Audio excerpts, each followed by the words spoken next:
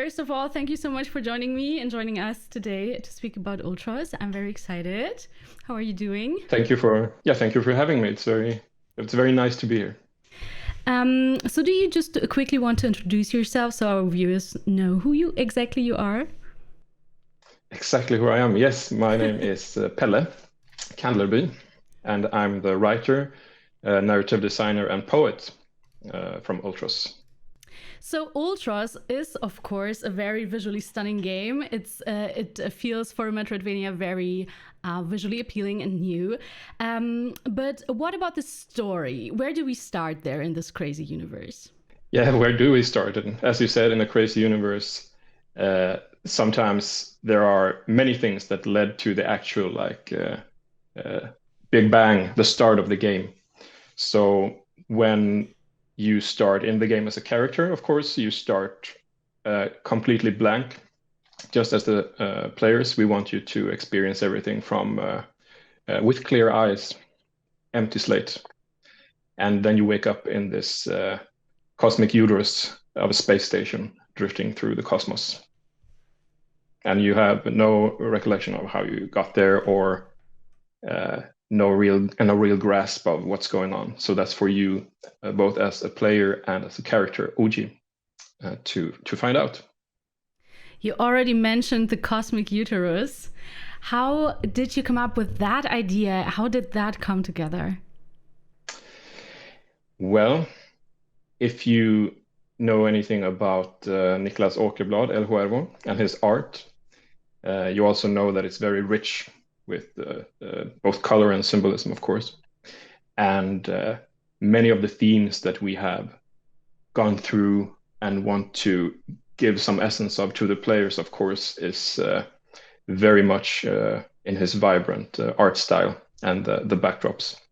So we have a plate of a bit of everything for our cosmic audience, but I think it's better for the players to also get the chance to be curious and pick up on things and try to get their own bearings when it comes to the meaning of both the isms and the journey as a whole.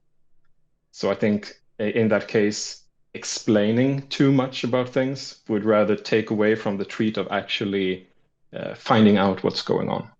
So, but you have you have a story that you tell through the environment and through the visuals that the players will have to find out bit by bit, right?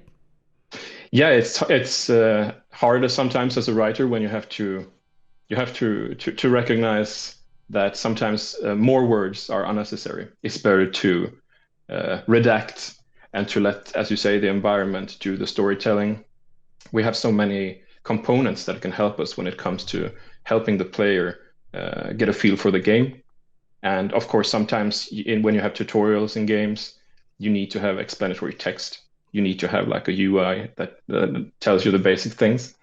But the luxury when you're working on an art project as Ultros, because it's both a game and art, of course. You, as a narrative designer, you can decide, okay, here I want to let the environment do the talking. The player will get a feel for it.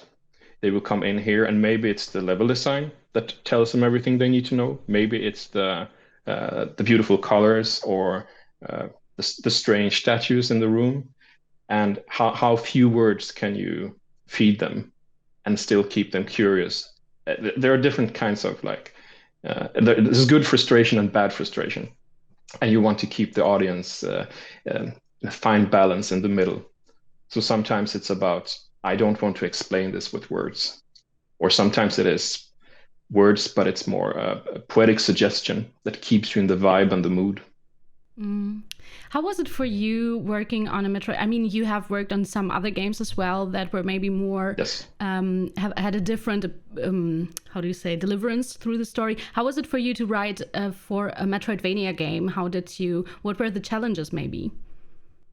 Well, I have been working on Metroidvanias before through the SteamWorld series. SteamWorld Dig 2 was one of two writers there, and also the audio director. And that's where I worked with Niklas the first time, El Huervo, because we collaborated. He made the bulk of the soundtrack for SteamWorld Dig 2, and I also had a few bits in there. But at this time it was of course very different because, as you say, it's a Metroidvania, and I think the Metroidvania part is the best way of letting people experience the game, because they can find their own path through the environment. If they want to go back and look at things and try to understand more, they can explore in their own to their own liking. And then it's about also, of course, knowing how do you introduce new areas? Do you need to do something more than just show them, like visually? What do you want the characters to like give away for each new part of the game? And it's a pretty big map. So then you have to have a lot of things in your mind. You have to take everything into consideration. So for me, working on it, of course, I always have at least 7 text documents open, jumping between them, so my eyes are like bouncing out of my head. And I think it's also very much seeing it grow and realizing where bits and pieces are missing. So it's an ongoing effort, when you also sometimes realize that, okay, everything I've played or seen the last 15 minutes has changed so much. So I just want to redo it. I just want to have a clean slate as well, just as the players, just as the character. Because sometimes it's, or in this game, I would say it's about letting the art together with the music also take you somewhere as a creator.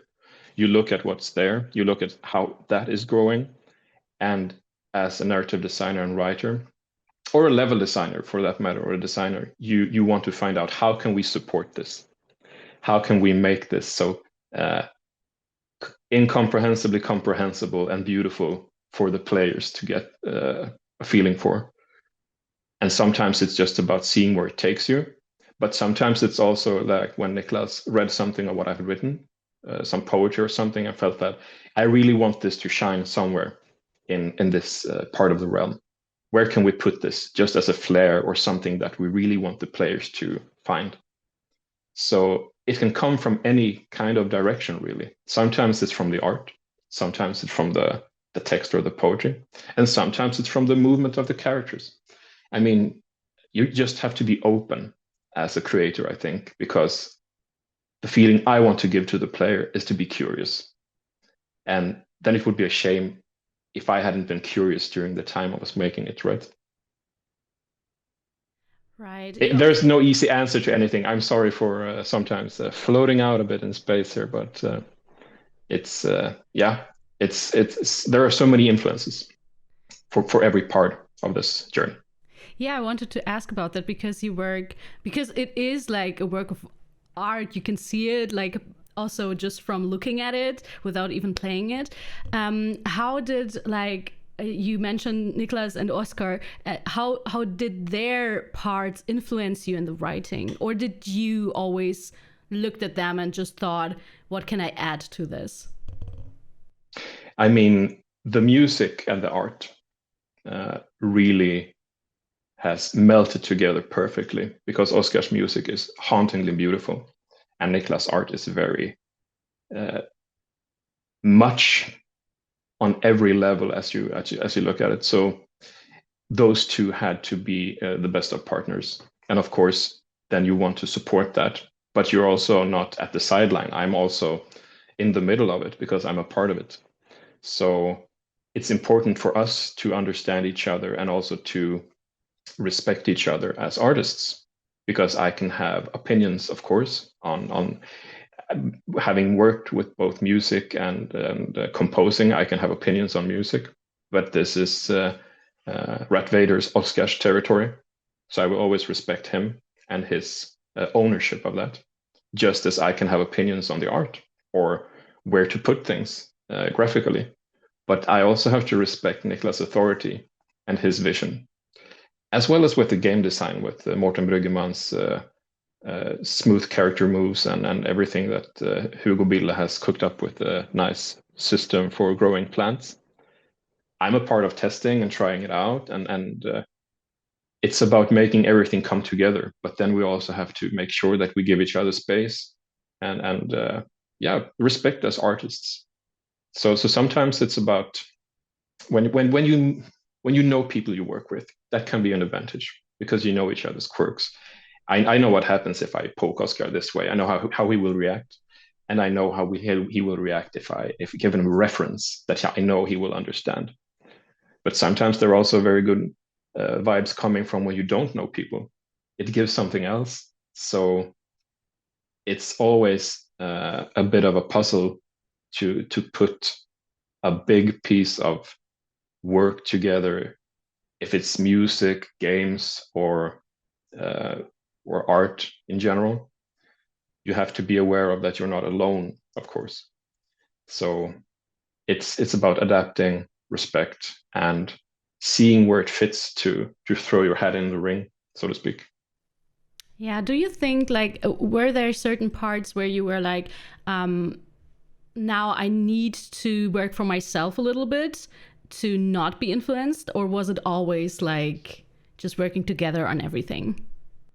Oh, you mean I would be fed up with rubbing all these colors in my eyes all the time and like listen to this melancholic or beautiful music?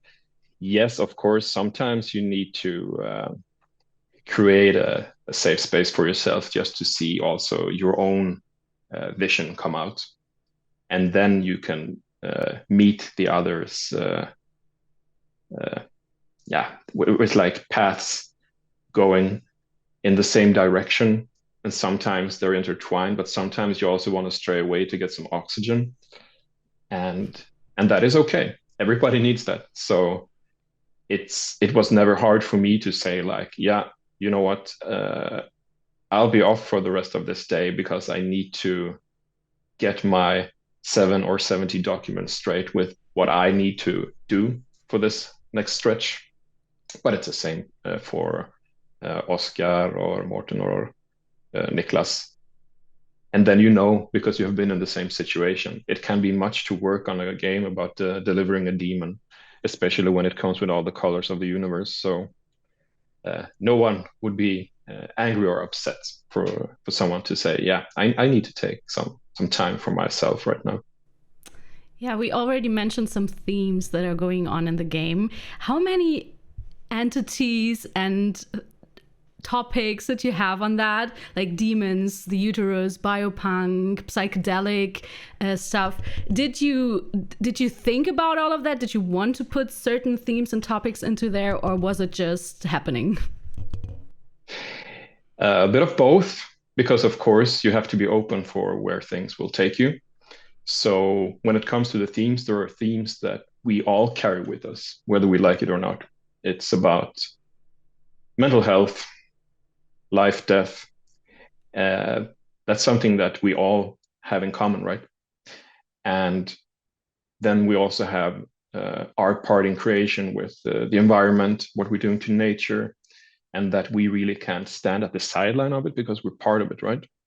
Just as we're part of each other, we're part of a common terrestrial being that inhabits this planet.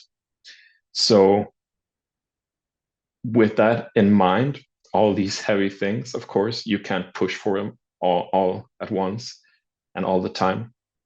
But then you also have to leave space for when it's time to infuse them into the game, where, when, how much. And then all of a sudden, as you say, how many entities are there? I would say all of them, all the time. But it's something that you can't decide over because sometimes it just comes. Sometimes it's just obvious. You have done this, you have done that. There's no formula that says like one demon plus two demons equals three demons, right? So sometimes you just have to see with something coming in from the sideline thrown at you. All of a sudden, you get an idea that resonates with something you thought about 2 years ago, and then it's like, would it be too much if I tried to like nudge this in? Would it actually fit? I don't know. Let's try it. I think sometimes it's also very much about to follow your vision, right? When you start working on something, I don't think there should be any, in a lack for a better word, you shouldn't be able to trade off on your first thought about why am I doing this. You know, compromises, it's only about nobody gets what they want, right?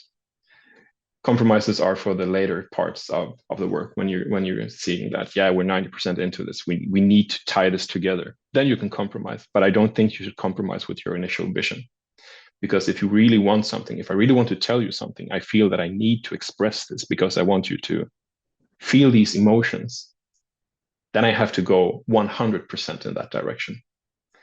Then I have to translate what's in my heart into your heart. And then, of course, there are bumps along the road that make you feel that, yeah, okay, maybe this path was a bit crooked. It wasn't the straight line that everybody thinks everything is. But that's life. We set out with something. We have a dream, a vision, what we're going to be, what we want to do. And then all of a sudden, we have done all these other things along the path that has led us somewhere else, or maybe to the goal we had, but not in the way we expected to. So we learn so much more because we have so much potential. And I'd like to think that this game, this work of art and game, also carries that potential, and that it also shows people that if you keep an open mind, you can realize things about yourself. You can start thinking about things you perhaps didn't expect to. You can learn things without even knowing that it was knowledge that you gained. So as human beings, we possess endless potential. And a game, before you have plunged into it, is also full of potential. You never know what you're going to get. Like this box of chocolate quote from Forrest Gump. So I want people to be open. I really want them to be open when they play this game and expect everything. But whatever they get, they should really know that it comes from the deepest of our hearts and that we really want to give it to them. Speaking about expectations, may I ask you, is the main huntress, is she the good guy or the bad guy? If you're talking about the protagonist, or if you're talking about the red-caped character that you've seen in the trailers. No, the protagonist. Yeah.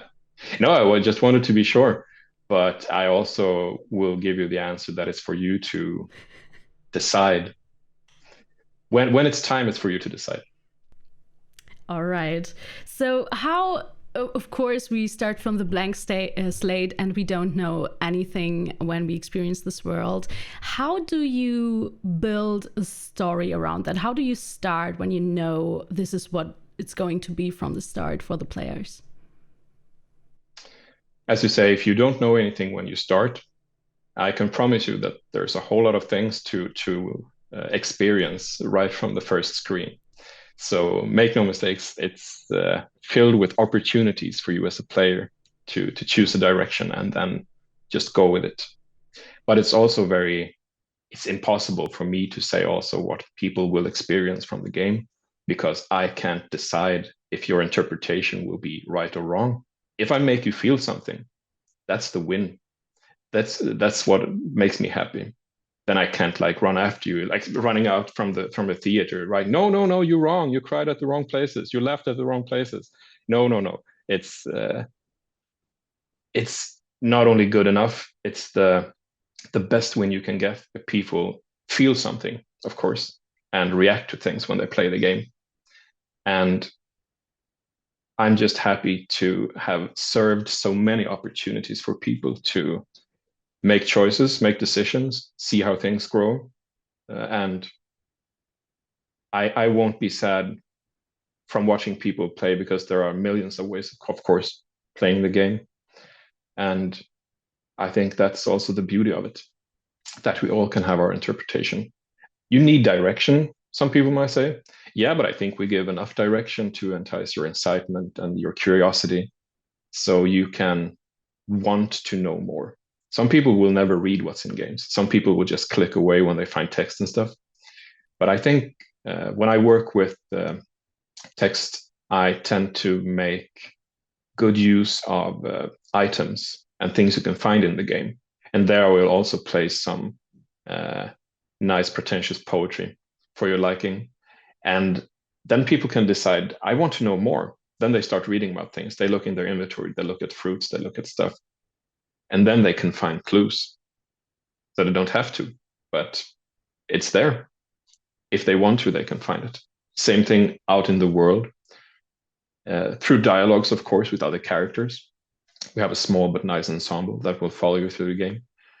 And if you pay close attention, or if you just decide to skip through it, there will always be clues to the mystery in the world around you.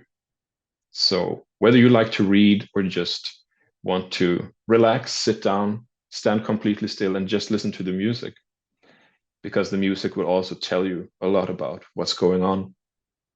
So as I said, we give them, the players, the audience, opportunity enough to carve their own path through the game.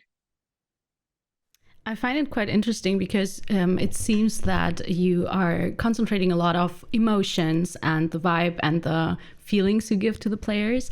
I was wondering how you approached other aspects of storytelling, because I feel like this is not a series, right? It's a game, so it's a Metroidvania, so you have to have different clues. But for me, I personally found out that I really like character-based stories more than stories that focus on the plot only. How would you describe this with ULTROS? Was there more focus on the characters or on the story itself?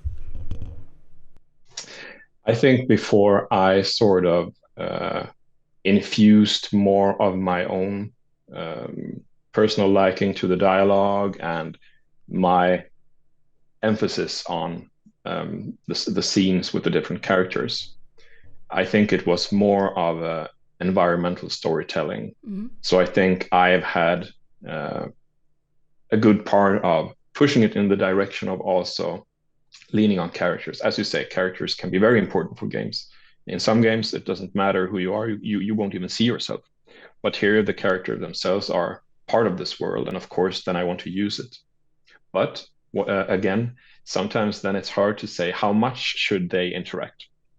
How much should they talk? Obviously, they have to have a reason for being there. And sometimes the mystery lends itself also to a quirky cast of characters. I really love the works of David Lynch, how he works with his movie series, books and art, because he's all about the atmosphere and the mood, inciting a vibe.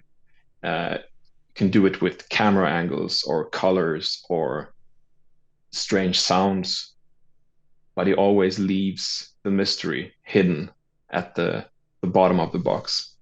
And I have really taken a page from his book, because I feel that if you expose the mystery, then what's left? You have to leave something that keeps people coming back or making new interpretations. It's when you tell them everything that you realize, okay, now you don't have to play the game, or you don't have to watch the movie. It's like shouting the end of a movie before people enter the theater, right? But I also, of course, love a good socializing between characters. And sometimes in some games it's easier. Sometimes you have to have a more casual approach to it, because it can never be in the way of what's going on, like as a whole. Sometimes it's good to give something a bit of focus and then maybe step back a bit and see how it works out. And that's the same thing with games that are heavy on social linking and things like that. Then you really know that it's about talking with the characters a lot, walking in and forth and like experiencing things. We don't have that many characters. So then I, as a writer, have to make it count when I really want there to be a hefty dialogue or something like that. So I think the characters play their part perfectly in this game for what the game is. And I hope that there will be enough curiosity, time, and circumstances that make the players also feel something about the characters. I was thinking about the bosses because as I watched some of the trailers, I was feeling like, ooh, they might be a bit difficult, but they were all also very humanoid bosses as well. And I was wondering, when you write such a boss character, there's probably also a lot of thought and background going into them. And when you just kill them off and no, they won't be joining afterwards, or maybe they do, we don't know. But how does it feel? How do you tackle that? I think anyone that creates something, if it's an artist that works with brush and color, or if it's a musician, you always fall in love with your characters, right? For some reason. Either it's a love-hate relationship or it's just love-love. So of course, when you, as you say, kill something off that you have created, you should feel it. They should mean something to you. And it also make you think that you have done a pretty good job if you feel something. Okay, now you have lived with this character for years before someone has even played the game. So it's a bit different. But it's also about daring to put it out there. And you know that every plant, every insect, every being that you put in this game is there for a purpose, right? So they play their part in the whole. And some have the part, of course, of bosses, as you say, and they all look very juicy and interesting. And yeah, everything starts anew. You always get a chance to retread your steps and to meet something again if you want to. I mean, it's the same when I play my favorite games and feel that it was over too soon or something like that. And it's like, yeah, but if I just wait a bit, I can always like dive back in if I miss that world, if I miss those characters. So when you create something, of course, you grow to love it. I love these characters, and that also gives me hope that people that experience the game will feel something for them. Okay, and the last thing I wanted to ask was, I mean, you worked on some other games as well that were quite stylized and also very interesting. I was thinking about the gunk the whole time. I don't know why. But how do you, with Ultros, where do you put that on your experience with working with a game? Well, for the gunk, I was involved as an audio director, but it's also a narrative, of course, with the sounds and music. But I am safe to say that Ultros goes beyond anything that you could work on because there are so many artistic nooks and crannies. There are so many influences. So you really had to use everything of your own creative soul to be a part of this creative process. So it's, of course, every game or every work of art or every movie you work on is different. Everything has something. And Ultros came also with the impact of so many senses being pushed to the max. I mean, if you watch the art or just the colors or listen to the music, it's, I wouldn't say overload because overload sounds like something negative, but it can really fill you up. And if you can use that in the right way, then I think you can ride those creative waves and yourself elevate your own work. But it can easily overwhelm you when you're tired. So working on Ultros has been like running a marathon and a sprint at the same time, I would say. There's a lot of process going on that will take some time, but you're also like being fed with so much from this demon. So eventually, the demon inside of you also grows. And I think when it's time to deliver the demon, I think we all will be delivered at the same time as creators because it has been very intense but very colorful at the same time. So the darkness has a rainbow lining to it. Yeah, it looks intense too. Aber alles gut, alles gut. I feel great. Nice. Okay, then that's it from my side. Thank you so much for explaining everything so visually and so detailed. Yeah. Yeah, thank you for having me, and hopefully I haven't been ranting on for too long about strange things. I mean, of course, if you have any more questions, feel free to send them. I will expect something to have been like fuzzy in a demonic and cosmic way.